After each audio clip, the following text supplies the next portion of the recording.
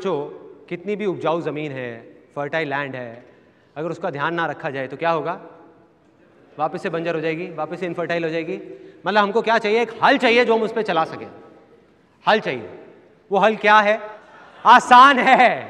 Exactly इसकी power को under estimate मत करो, इसने मेरी जिंदगी बदली है। देखो करना क्या है, अपनी लाइफ में जो भी आप करना चाहते हो लेकिन आप मानते हो कि आप नहीं कर सकते, वहां जाकर के जोड़ दो कि वो आसान है और फिर देखो क्या होगा। मैं एग्जांपल बताता हूं क्या होगा। यहां कितने लोग स्टूडेंट्स हैं? स्टूडेंट्स ओके, इसमें से बहुत सारे इंजीनियरिंग स्टूडेंट्स भी होंगे। कितने लोग इंजीनियरिंग स्टूडेंट्स हैं? बहुत सारे। एक इंजीनियरिंग कॉलेज में ज़्यादातर क्या होता है? एक तो है टॉप के कॉलेजेस जैसे IIT हो गया और हो गए नंबर 1 नंबर 2, लेकिन ज़्यादातर लोगों को उसमें एडमिशन नहीं मिलता, तो वो एडमिशन लेते हैं एक ऐसे कॉलेज में जो इतना अच्छा नहीं है।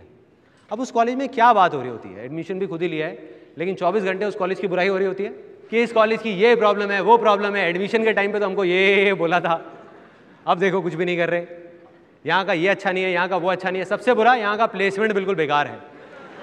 उस कॉलेज में सब लोग बोल रहे हैं, 100 के 100 लोग बोल रहे हैं कि भाई इस कॉलेज से निकल करके एक बड़ी कंपनी छोड़ो, 6000 की नौकरी मिलना भी बहुत मुश्किल है। राइट? ऐसा ही होता है।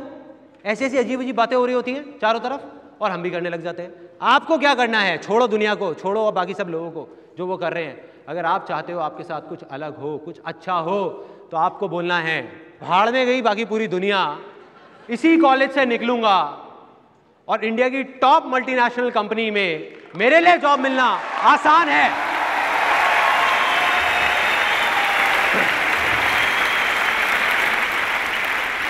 राइट?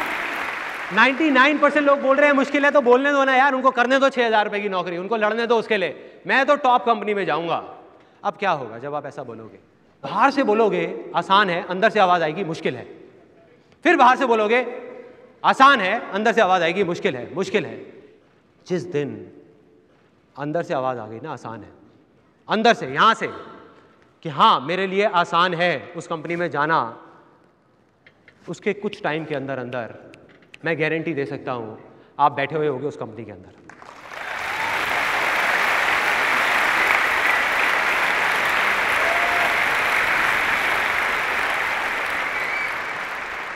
और मैं कोई थ्योरेटिकल बात नहीं कर रहा कि ऐसा होगा।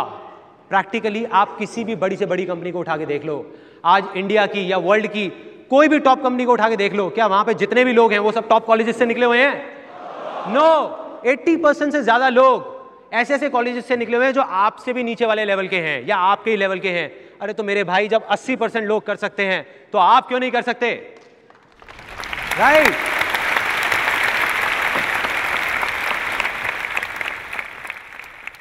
जब आप बोलते हो आसान है तो आपको ऐसे हजारों लाखों लोग दिखेंगे जो इससे भी नीचे वाले कॉलेजेस से निकले हैं और आज पता नहीं अपनी खुद की बड़ी बड़ी कंपनीज खोल रखी है उन लोगों ने। राइट? नाउ यहां तक हमको समझ आ गया, हमारी लैंड फर्टाइल हो गई, हमको एक हल मिल गया। अब अगर हम हाथ पे हाथ रख के बैठे रहें और बोलते रहें आसान है, आसान है, आसान है, तो कुछ होगा क्या? कुछ नहीं होने वाला। मतलब कुछ करना होगा। अब कुछ करने की बारी आ गई, डिसाइड करना होगा कि क्या करना है, बिना उसके कुछ नहीं होने वाला। अब यहां आकर के बहुत सारे लोग अटक जाते हैं। एक तो बोलते हैं बहुत ऑप्शंस हैं, मैं क्या करूं। जो बोलते हैं मैं कंफ्यूजन है कि मैं क्या करूं क्या ना करूं, मुझे समझ नहीं आ रहा, बहुत सारे हैं। और कुछ लोग बोलते हैं मुझे पता ही नहीं मुझे क्या करना है, कि मतलब मेरे पास कोई ऑप्शन ही नहीं है, जीरो ऑप्शन है। राइट?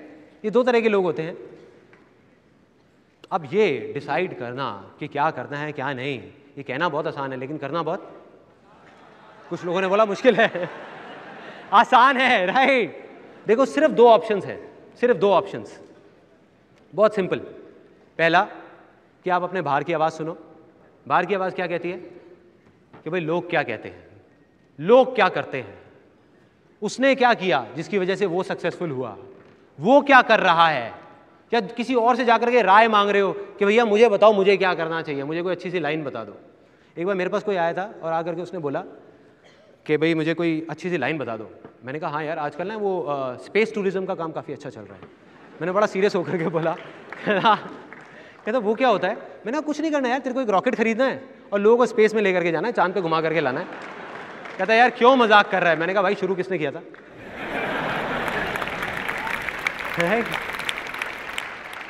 तो दूसरा ऑप्शन क्या है? एक है बाहर की आवाज सुनो, दूसरा है अपने अंदर की आवाज सुनो। अंदर की आवाज, चाहे उसको आप आत्मा की आवाज बोलो, चाहे दिल की आवाज बोलो, चाहे कुछ भी बोलो, लेकिन अपने अंदर की आवाज। और जिस दिन आपने वो सुन ली ना, क्योंकि वो करना चाहते थे और किया ही नहीं, जिंदगी भर किया ही नहीं।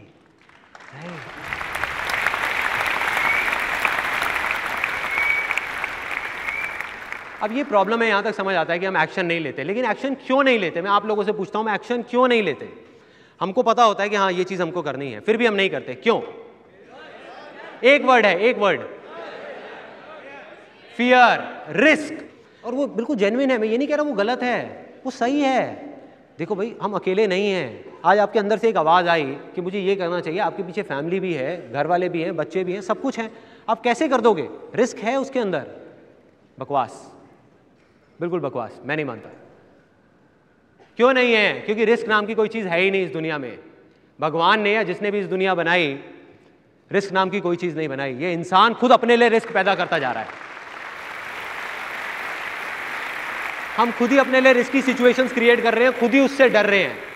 एक छोटा सा बच्चा है जो अभी अभी पैदा हुआ है, उसको बोला जाए पैदा होते ही, सब लोग आए उसको एनकरेज करने के लिए, बेटा भाग भाग बेटा भाग, क्या होगा उस बच्चे का? टूट फूट जाएगा, गिर जाएगा, राइट? रिस्क ही रिस्क है।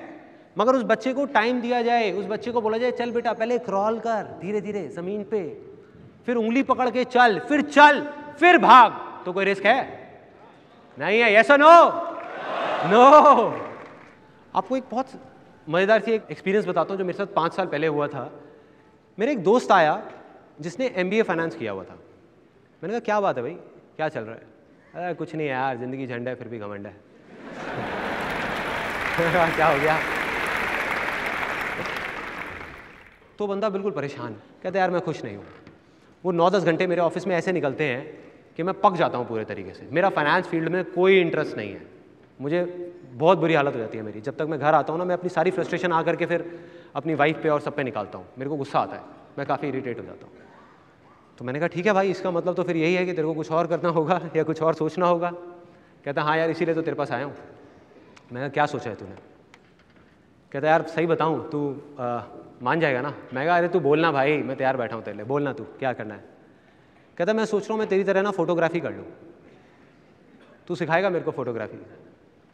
मैं कहा वो तो ठीक है, मैं तेरे को सिखा दूंगा फोटोग्राफी, लेकिन तू फोटोग्राफी क्यों करना चाहता है फाइनेंस फील्ड को छोड़ करके? क्यों फोटोग्राफी, कोई वजह? कहता यार इसलिए कि तू ना फोटोग्राफी करके बहुत खुश रहता है। मैं कहा बढ़िया यार, फिर तो काम हो गया, तू कल सुबह से आ मेरे स्टूडियो में, मैं तेरे को फोटोग्राफी सिखाता हूँ। लेकिन एक काम करियो, आज रात से ना तू करेले भी खाना शुरू कर दे, 4 कटोरी करेले रोज रात को अच्छे से। कहता क्या बोल रहा है यार? मैंने कहा साफ है ना इसका मतलब। मैंने कहा मैं भाई करेले खा करके भी बहुत खुश रहता हूं, तो हर वो काम कर जो मुझे अच्छा लगता है।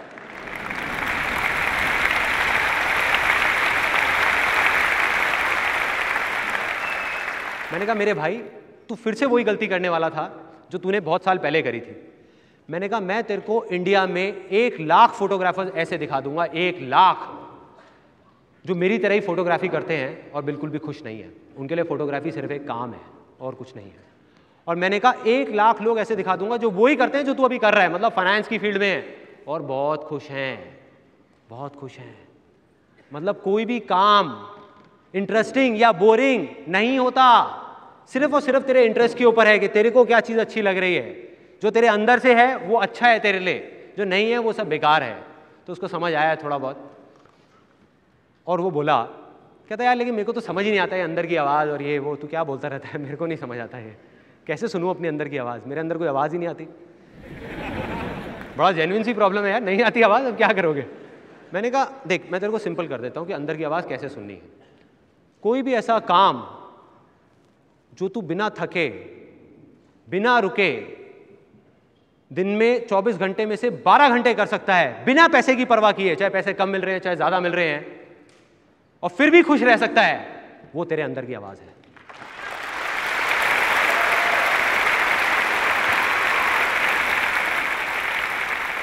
तो एकदम खुश हुआ थोड़ा सा, उसकी आंखों में मैंने एक चमक सी देखी, एकदम खुश हुआ, कहता कि यार फिर तो सही हो गया, कहता लेकिन ऐसा तो एक ही काम है जो मैं 24 घंटे में से 12 घंटे कर सकता हूँ, ये वो। मैं कहा बता भाई क्या है?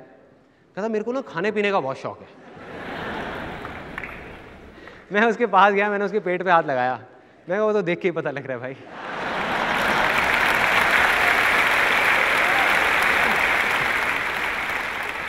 मैं कहा तो नहीं भी बताता तो समझ आ रहा है। कहता यार तू ना भाई देख, एक तो ना सीरियस नहीं होता कभी। मैंने कहा चल हो गया सीरियस, अब बोल। कहता भाई मेरी पूरी बात सुन, मेरे को सिर्फ खाना खाने पीने का शौक नहीं है, मुझे खाना बनाने का भी बहुत शौक है। खाना मैं 24 घंटे बना सकता हूँ, मेरे को बहुत मजा आ रहा होता है। सब मेरा घर में मजाक भी उड़ाते हैं कि यार तू क्या ये बावर्चियों की तरह घूमता रहता है, लेकिन नहीं, मेरा उसी में इंटरेस्ट है। तो बढ़िया है, उससे रिलेटेड कुछ कर ले, प्रॉब्लम क्या है, कर ले। कहता भाई हाँ यार ये तूने सही आइडिया दिया। मैंने कहा मैंने नहीं दिया, तूने खुद अपने आप को दिया है। कहता मैं अब क्या करूँगा, मुझे समझ आ गया है। मैं ना अब तू देख एक बहुत बड़ा रेस्टोरेंट खोलूंगा एक बड़े से शॉपिंग मॉल में। मैं कहा तो क्या सोचा है, शॉपिंग मॉल में जगह खरीदेगा या किराए पे लेगा? कहता यार क्यों मजाक कर रहा है, तुझे पता तो है इतने पैसे थोड़ी है कि जगह खरीद लूँगा। कहता किराए पे लूँगा। मैं कहा कोई नहीं, किराए पे लेगा, किराए पे भी क्या है, मतलब ज़्यादा खर्चा थोड़ी है। तू मान ले किराया एक बड़ा सा रेस्टोरेंट बड़े शॉपिंग मॉल में, मतलब 2-3 लाख रुपए महीने का किराया, ऊपर से थोड़े बहुत पैसे लगा के तेरे को 40-50 लाख रुपए तो चाहिए, इतने तो होंगे ही तेरे पास। मैंने कहा हिसाब लगाइए ज़रा। तो हिसाब लगा रहा। कहता कि देख मेरी जो सेविंग्स है ये जोड़ के पापा से लेके यहाँ से दोस्तों से लेके, कहता 3-4 लाख रुपए तक तो हो जाएगा। मैं काफ़ी पास पहुँच गया तू अपने टारगेट के। अच्छा 3-4 लाख रुपए तेरा यहाँ से हो गया, बाकी के पैसे का भाई क्या जुगाड़ है? कहता क्या करूँगा यार, पापा घर तो गिरवी रखने नहीं देंगे। तो घर गिरवी रखने का सोच रहा है? मैंने कहा फिर भी सोच भाई क्या करेगा? कहता मैं एक प्रोजेक्ट बनाऊंगा इसका, अपने रेस्टोरेंट का, अब बैंक के पास जाऊंगा लोन के लिए, बैंक तो लोन मुझे दे ही देगा। मुझे हंसी आ गई। मैंने कहा मेरे भाई बैंक सिर्फ उन लोगों को लोन देता है जिनको उस पैसे की सच में ज़रूरत नहीं होती।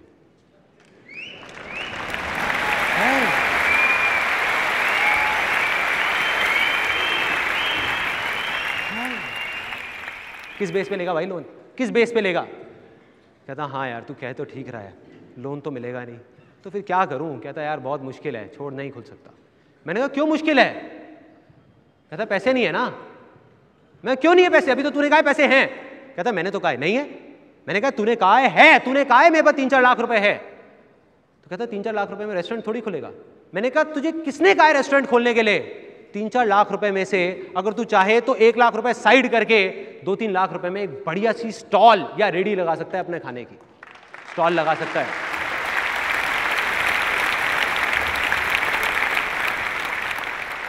कहता यार क्यों मजाक कर रहा है, मैं MBA फाइनेंस हूं, मैं रेडी लगाऊंगा क्या? मैंने उसको कहा प्रॉब्लम क्या है तो सही, तेरे पास पैसा लगाना रेडी। कहता नहीं लगा सकता यार, नहीं लगा सकता, तू समझा कर। मैंने कहा मैं तो सब कुछ समझ रहा हूं, तू नहीं समझ रहा, मैं तेरे को समझाता हूं। तू रेडी क्यों नहीं लगाना चाहता? तू रेडी लगाएगा, तुझे पता है तू खुश रहेगा, तू हंसता खेलता रहेगा, खाना बनाएगा, खिलाएगा, स्टॉल लगाएगा, वहां पे लोग आएंगे और आज नहीं तो कल तेरा बड़ा रेस्टोरेंट भी खुलेगा उस रेडी के थ्रू, ये भी तुझे पता है, फिर भी तू नहीं लगा रहा। मैं बताऊं क्यों? क्योंकि तू ये सोच रहा है अब मेरे ससुर जी क्या सोचेंगे कि मैंने शादी करी थी एक MBA फाइनेंस के साथ और वो रेडी लगा करके बैठा हुआ है।